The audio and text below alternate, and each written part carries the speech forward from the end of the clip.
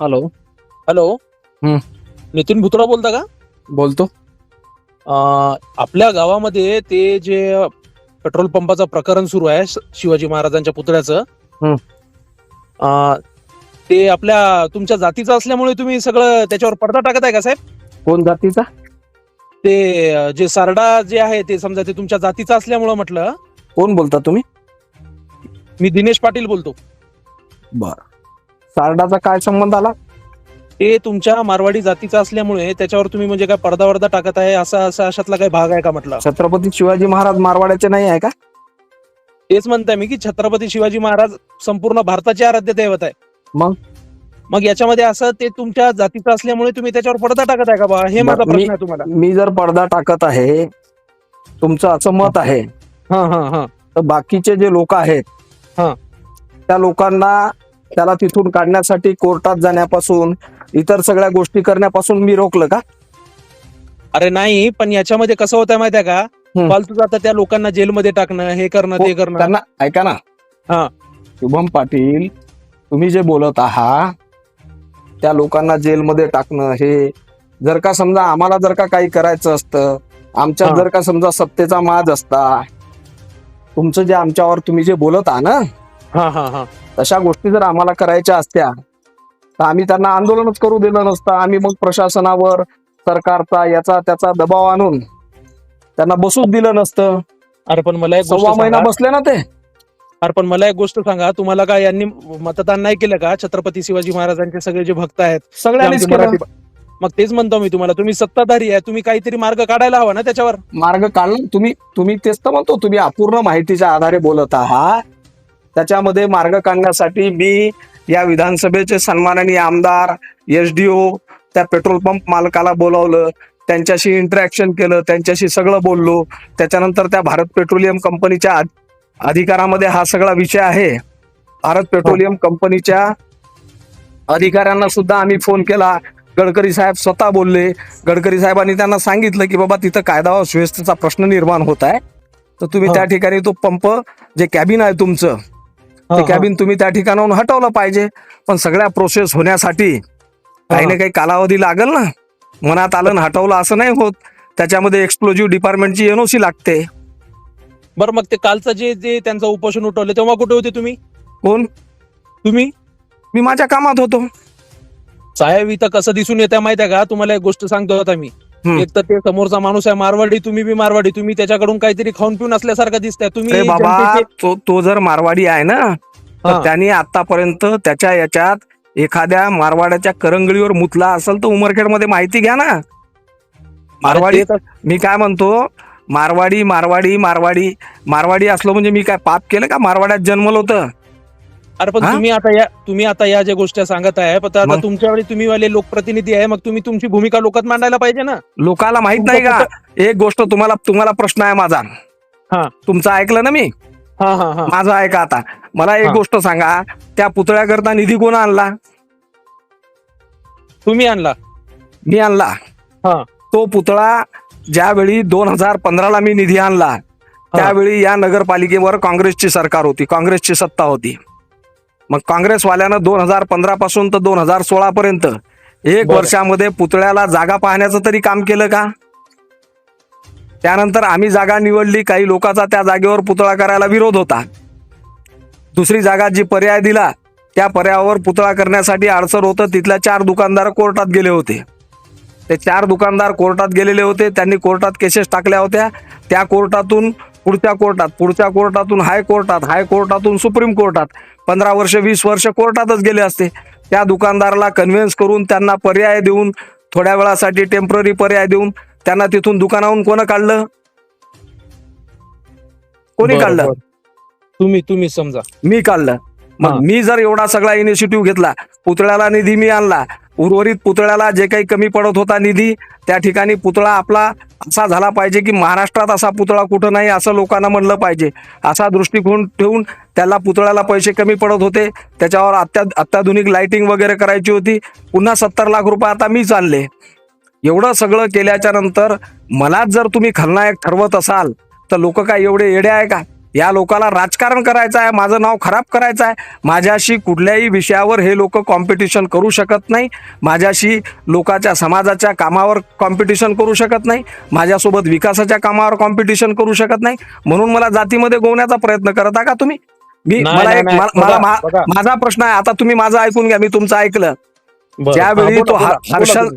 हर्षल जाधव नावाचा पोरगा, मराठा समाजाचा पोरगा होता, त्याला ऍडमिशन करायचं होतं MBBS-ला.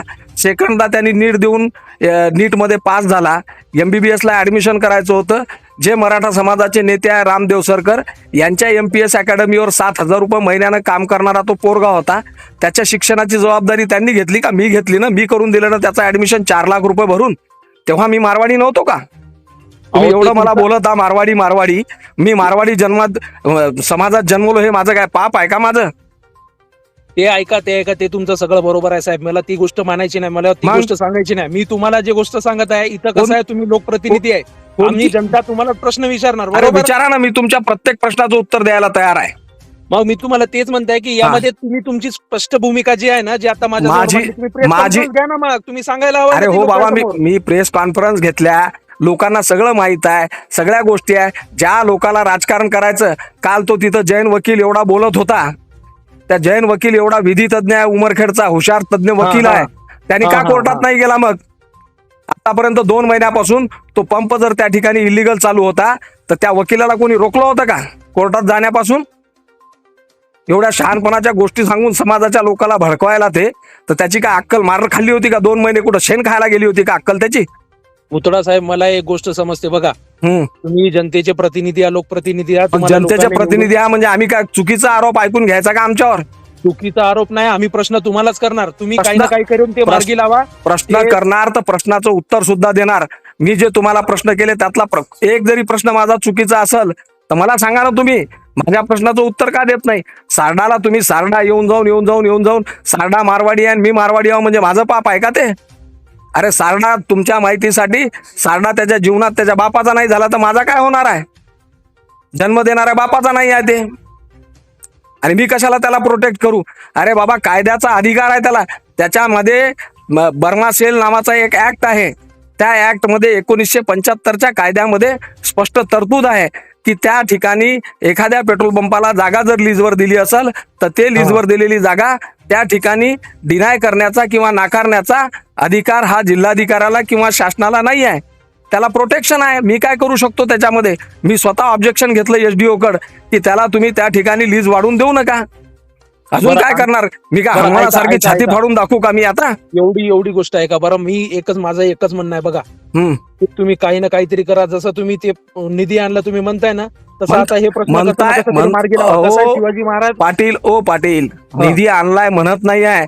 तुम्ही या, तुम्हाला एव्हिडन्स सह सगळ्या गोष्टी देतो. नाही, आम्हाला आरोप- हो, बरोबर आहे, आरोप बरोबर आहे. आरोप करायला काही लागत नाही. हा, माझं मी तुम्हाला फक्त काय एकच सांगत म्हणणं आहे, आहे? साहेब, मी फक्त साहेब. हनुमानासारखी छाती फाडून दाखवू शकत नाही. तुम्हाला किती मराठा समाजाचे पोरं दाखवू, ज्या मराठा समाजाच्या पोराचं शिक्षण मी घेत आहो, तेव्हा दिसत बरोबर. नाही का मी मारवाडी आहो म्हणून? बरं, मग मागच्या 4-5 दिवसापासून हे एवढे जे तुमच्यावर आरोप प्रतिआरोप सुरू आहे, ते बाकीचे सगळे बोलत आहेत, तेव्हा तुम्ही का बरं नाही बोलले? मग आता अरे बाबा, तुम्ही हे जे- प्रत्येक बोलायला पाहिजे ना. कोणाच्या तोंडावर हात ठेवू? काल त्या देशमुखच्या पोरासाठी मला सतीश सुरोशे नावाच्या एका पोराचा फोन आला होता. मी ठाणेदाराला बोललो, मी रेकॉर्डिंग दाखवतो, या तुम्ही. मी ठाणेदाराला बोललो की बाबा, तो पोरगा मायनर आहे, त्याला तुम्ही चार्जर द्यायसाठी आलेल्या पोराला कसं काय उचललं? ठाणेदारांनी सांगितलं की त्याचा मारतानाचा माझ्याकडे व्हिडिओ आहे. त्यांनी नाकावर बुक्की मारली, आमच्या पोलिसाचं नाक फ्रॅक्चर केलं, त्याच्या नाकातून सतत रक्तस्त्राव चालू आहे. अरे असं जर असताना, आमच्या पोलिसाचं रक्त काढलेलं असताना तुम्ही जर म्हणत असाल त्याला सोडा, आम्ही कसं सोडणार आहे? काय उत्तर देऊ मी त्याला? बरं नाही, हे पहा, तुम्हाला एक गोष्ट सांगतो पाटील, कोणतीही गोष्ट आपण बोलण्याच्या पूर्वी त्या गोष्टीच्या मागची पूर्ण पार्श्वभूमी, पूर्ण माहिती घेऊन आपण बोललं पाहिजे. तुम्ही माझ्या समोरासमोर या, मी तुम्हाला प्रत्येक गोष्ट दाखवायला तयार आहे. कशा पद्धतीनं या सगळ्या गोष्टीमध्ये निव्वळ मला बदनाम करायचं म्हणून कोणी करत असेल तर त्याला काही नाही. लोक आता दूधखोळे राहिलेले नाही, लोकांना सगळं समजते कोण काय करत आहे आणि काय नाही. तुम्ही जनप्रतिनिधी आहे म्हणून लोक तुम्हाला बोलतात, म्हणून तुम्हाला प्रश्न विचारणार ना लोक. अरे बाबा, बोलतात तर काही बोलणार का? मला मी जे तुम्हाला प्रश्न केले त्याचं उत्तर द्या ना. मी एवढ्या मराठा समाजाच्या पोराचं शिक्षण घेत आहो, इतक्या पोरांना शिकवत आहो, त्या लोकांना मदत करत आहो, इतके मराठा समाजाचे लोक माझ्याकडे दिवसभरामध्ये येतात, प्रत्येक माणसाचं काम करतो, तेव्हा माझी जात नाही दिसत का? निव्वळ छत्रपतीच्या आड राजकारण करायचं आहे तुम्हाला, म्हणून मला गोवता का त्याच्यामध्ये? बरं, मी एक काय म्हणताय साहेब, मला फक्त एवढी गोष्ट माहिती आहे, मला फक्त एवढी गोष्ट करून द्या तुम्ही, त्याच्यातला काही ना काहीतरी लवकरात लवकर मार्ग काढा. तुम्हाला एक सांगतो, मार्ग मीच काढल, मीच त्या ठिकाणी ते बोलल. आणि तुम्हाला सांगतो, कायदेशीररित्या जर त्याचं कॅबिन तिथून हटलं नाही तर त्या ठिकाणी त्या कॅबिनवर बुलडोजर चालवायला सुद्धा मी जाईल, एवढी बरं, धमक बरं. माझ्यामध्ये आहे. आम्हाला आणि तुमची ही ठाम भूमिका पाहिजे. छत्रपती शिवाजी महाराजासाठी जर का इलिगल काम करायचं काम पडलं तरी करण्यासाठी नितीन भुतळा समर्थ आहे. मला कोणी शहाण पण शिकवायची गरज नाही आहे. बरोबर, हीच भूमिका मला अपेक्षित आहे साहेब आपल्याकडून. आणि कुठेही तुम्हाला सांगतो पाटील, अजून एक गोष्ट लक्षात ठेवा, कुठेही जात आणायची नाही. प्रत्येक ठिकाणी जात आम्ही कधी जात पाहत नाही, कधी पात पाहत नाही, कधी धर्म पाहत नाही. उमरखेडच्या मुस्लिमासाठी ईदगाला 70-80 लाख रुपये देणारा सुद्धा नितीन भुतळा आहे. आम्ही कधी जातीपातीचं राजकारण करत नाही. आम्हाला मोदीजीनं सांगितलेलं आहे, सबका साथ सबका विकास. साहेब, मी तुम्हाला काय म्हणताय, कसं आहे, तुम्हाला सगळ्यात आमच्या मराठा जाताना आमच्या मराठी बांधवांनी पण तुम्हाला वोट केलेला आहे, तुम्हाला ही पण गोष्ट लक्षात असायला हवी. त्याच्याचमुळे काय म्हणतो, मराठा समाजाने नाही, मराठा समाजाने भरभरून केलेला आहे आम्हाला, भरभरून मतदान केलेलं आहे. आणि मराठा समाजाचा एकट्याचा छत्रपती शिवाजी महाराज नाही आहे, या महाराष्ट्रात राहणाऱ्या प्रत्येक माणसाचा छत्रपती शिवाजी महाराज आहे, हे सुद्धा लक्षात ठेवा तुम्ही. बरं, मी तुम्हाला तेच म्हणताय साहेब, आमच्या माणसासाठी आमचा कुठेतरी जीव दुखतो म्हणून तुम्हाला फोन केला. तुम्ही फक्त आमच्यासाठी एवढी तुम्ही तुमची स्पष्ट भूमिका मांडा. तुम्ही माझी भूमिका स्पष्ट आहे. मला काही त्याच्यासाठी माझी भूमिका जगजाहीर करायचं काम नाही. जे काल तुम्हाला काल जे लोक भडकवत होते, जे लोक तुम्हाला सांगत होते, त्यांना प्रश्न विचारा ना. विचारा त्या जैन वकिलाला की तू 2 महिने काय झोपला होता का? त्याला जर का समजा कोर्टात जाण्यासाठी वकिलीची फीस लागत असेल तर मी फी द्यायला तयार आहे. त्याला म्हणा जा कोर्टात सारण्याच्या विरोधात, त्याच्यात धमक असेल तर. काहीतरी बोलायचं, कायद्याचं नॉलेज असताना लोकाला उल्लू बनवायचा प्रयत्न करायचा, राजकारण करायचं. ते स्वतः नगरसेवक होता ना 2000, ऐकून घ्या, ऐका माझी गोष्ट. 2011 ते 2016 तो जैन वकील नगरसेवक होता नगर परिषद मध्ये. गोळ्या खेळल्या का त्यानं? का केलं नाही तेव्हा त्यानं? शिवाजी महाराज या पुतळ्यासाठी जागा का नाही त्यानं राखीव केली? छत्रपती शिवाजी महाराज कॉम्प्लेक्सचं बांधकाम त्याच्या कार्यकाळात झालं, त्यावेळी त्यानं छत्रपती चौकामध्ये का तिथं जागा दिली नाही? जागेचा ठराव घेतला, जागा का ठेवली नाही?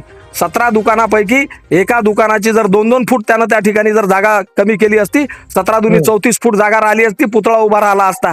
जे आज त्या ठिकाणी बोलत आहे, जैन वकील असेल, नंदकिशोर अग्रवाल असतील, किंवा जे लोक आज त्या ठिकाणी त्या पुतळ्याच्या समर्थनार्थ बोलत आहे, त्यांनी काय झक मारली का सभागृहामध्ये? तेव्हा तुम्ही का विचारलं नाही त्यांना की तुम्ही चौकाचं नामकरण केलं तर पुतळ्यासाठी जागा का ठेवली नाही? हा प्रश्नच निर्माण झाला नसता त्या ठिकाणी. ज्या व्यक्तीनं केलं पाटील, त्याच्याकडे बोर्ड दाखवणं सोपं आहे. या ठिकाणी आम्ही मागच्या 8 वर्षामध्ये या गावाचं रंगरूप पलटवण्याचं, या गावामध्ये सगळ्या समाजाला घेऊन चालण्याचं काम केलं. मला त्या गोष्टीशी माझ्यासोबत स्पर्धा होत नाही, म्हणून मला जातीमध्ये गुंतू नका. मी कोण्या एका जातीचा नाही आणि मी कधी जात-पात मानत नाही.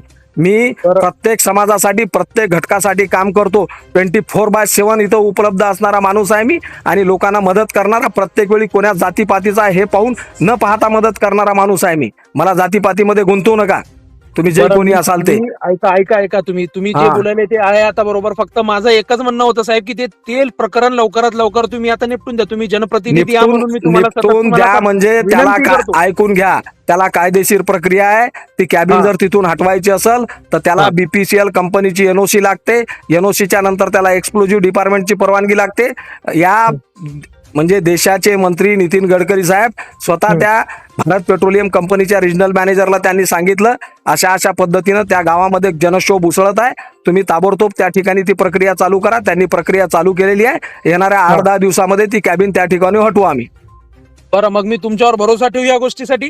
माझ्यावर भरोसा ठेवायचं कामच नाही हो. जे बोलते ते करते नितीन भुतळा. नितीन भुतळाचं नावच काफी आहे. जे बोलला ते केलेलंच आहे आजपर्यंत, हे सुद्धा नितीन भुतळाच करल. कोणाला काय राजकारण करायचं आहे करून द्या, लोक काही दूध खुळे नाही आहे. बरं, ते तेवढंच माझं म्हणणं होतं की ते फक्त तेवढं प्रकरण जे आहे ते लवकरात लवकर करायला हवं. काऊन तर शिवाजी महाराज संपूर्ण भारत देशाचे आराध्य दैवत आहे साहेब. तुम्हाला ही गोष्ट माहित असेल. तुम्ही पण देशाचे नाही आहे, भारतावर नका. आराध्य दैवत, जगाचा आराध्य दैवत आहे छत्रपती. का भारतावर नेता? तुम्ही तर लिमिटेड करता तुम्ही छत्रपतीला. महाराष्ट्राचं, मराठ्याचं असं नाही आहे. एका जातीचा छत्रपती शिवाजी महाराज नव्हता. सगळ्या समाजाला घेऊन चालायचं काम छत्रपती शिवाजी महाराजांनी केलेलं आहे. पाटील, कृपा करून छत्रपतीला लिमिटेड बनवू नका कोणाचं. बरोबर. तू साहेब, तर मला फक्त एकच माझी एवढी विनंती आहे आता तुम्हाला, तुम्ही फक्त ते लवकरात लवकर करून द्यायला हवा ते मुद्दा. करू आम्ही.